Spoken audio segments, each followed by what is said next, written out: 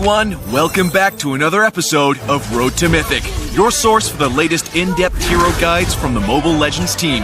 For this episode, we'll be covering the Icefield companions Popol and Kupa. In terms of equipment items, we highly recommend this set because Kupa inherits the traits of Popol's equipment items. The passive effect of Demon Hunter Sword grants Popol and Kupa outstanding damage output. In addition, Berserker's Fury allows them to deal massive burst damage. Blade of Despair and Windtalker, on the other hand, will take Popol and Kupa's damage to another level in the late game.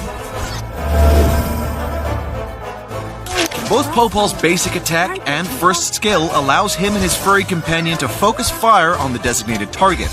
Strategically, use the first skill to focus damage output between different key opponents. Popol's second skill has the potential to be life-saving for Popol and Kupa. When Popol is in danger, activate this skill to grant Popol a shield. Alternatively, when Kupa is in danger, use this skill to call him back.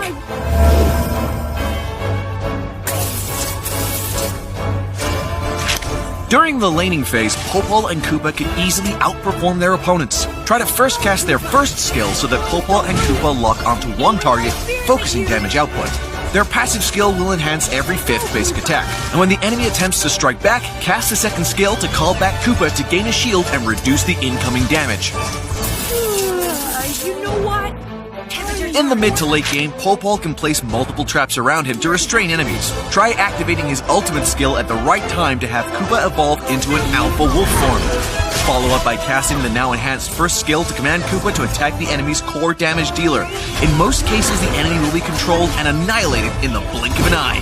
When more enemy heroes approach, cast the enhanced second skill to call back Kupa and knock them all up, buying more space for Popol to exert dominance on the battlefield.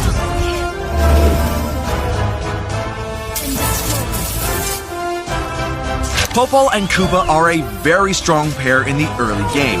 With the combination of the first and second skill, you can poke your enemies with ease. Meanwhile, the 2 versus 1 advantage leads Popol and Kupa to fear no one in any solo fight in the early game. As a marksman that does not have any blink skills, Popol and Kupa can be an easy target during the late game. Make sure to place Popol's traps wisely by predicting enemy movements. When the time comes, activate Popol's second skill to knock enemies into the air. This is a good way to either become more effective during team fights or to give Popol and Kupa a chance to run away. And that's all for this episode. Stay tuned for more insightful guides from Road to Mythic as you climb the ranks. Until next time, we'll be seeing you in the Land of Dawn.